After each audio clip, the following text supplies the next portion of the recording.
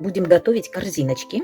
Для этого приготовила 120 грамм масла, 3 желтка, 180 грамм муки, 30 грамм сахара, добавлю щепотку соли. И корзиночки будут с белковым кремом. Добавим чайную ложку разрыхлителя. Мягкое сливочное масло будем растирать с сахаром. Здесь сразу добавим ванильный сахар и соль.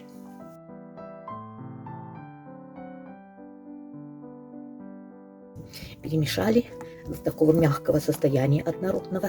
Не слышно, сахар уже растворился в масле. И добавляем 3 желтка.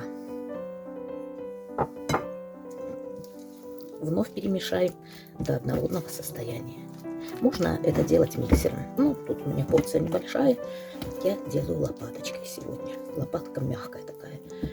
Перемешали до однородного состояния. И теперь будем вводить муку.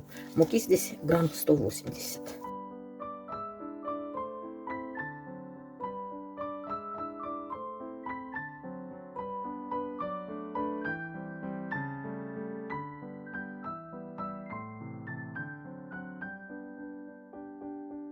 Вводим оставшуюся муку. Итого взяла 180.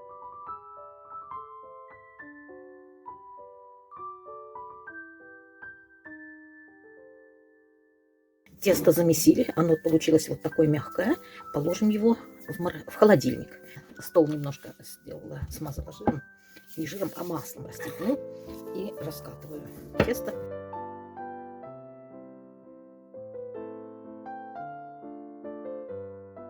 Взяла вырубку такую по размеру. И пробуем делать корзиночки.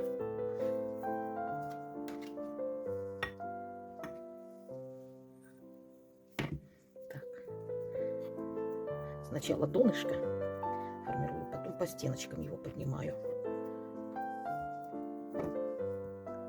Такие у меня будут корзиночки. Выпекать буду 10-15 минут при температуре 180 градусов.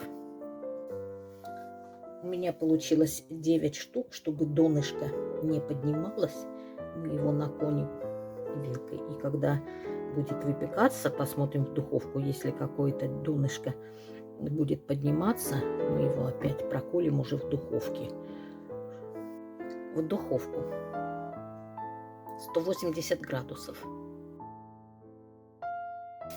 Так, вот они уже остыли, тепленькие, хорошо вылазят без проблем. Я волновалась, что стеночки будут тонкие, а можно тесто ложить чуть-чуть меньше. Делаем крем белковый для корзиночек. Белки 125 грамм и только ванильный сахар. Будем взбивать. 50 грамм сахара и 75 миллилитров воды будем кипятить на большом огне.